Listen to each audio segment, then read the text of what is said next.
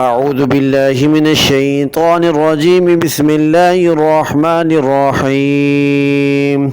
ومن يرغب عن ملة إبراهيم إلا من سفه نفسه ولقد اصطفيناه في الدنيا وإنه في الآخرة لمن الصالحين.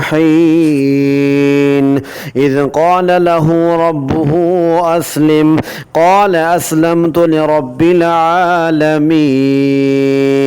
ووصى بها إبراهيم بنيه ويعقوب يا بني إن الله اصطفى لكم الدين فلا تموتن إلا وأنتم مسلمون.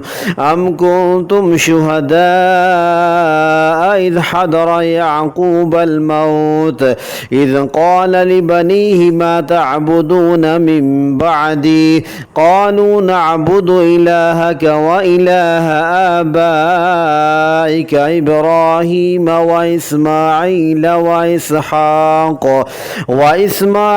وإسحاق إلها واحدا ونحن له مسلمون.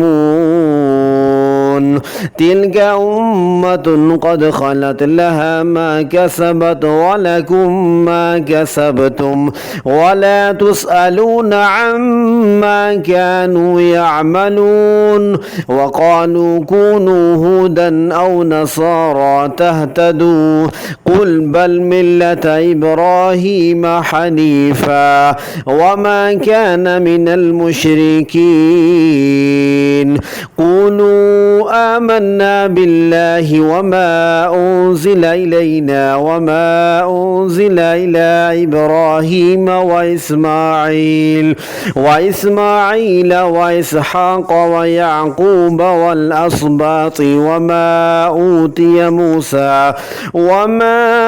أوتي موسى وعيسى وما أوتي النبيون من ربهم لا نفرق بين أحد منهم ونحن له مسلمون.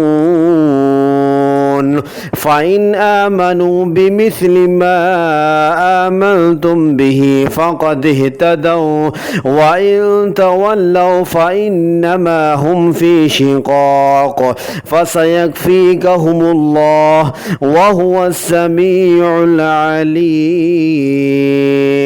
صبغة الله ومن أحسن من الله صبغة ونحن له عابدون. قل أتحاجوننا في الله وهو ربنا وربكم ولنا أعمالنا ولكم أعمالكم ونحن له مخلصون. أم تقولون إن إبراهيم وإسماعيل وإسحاق ويعقوب والأسباط كانوا هودا أو نصارى قل أأنتم أعلم أم الله ومن أظلم ممن كتم شهادة عنده من الله وما الله بغافل عما تعملون. تلك أمة قد خلت لها ما كسبت ولكم ما كسبتم ولا تسألون عما كانوا يعملون. صدق الله العظيم.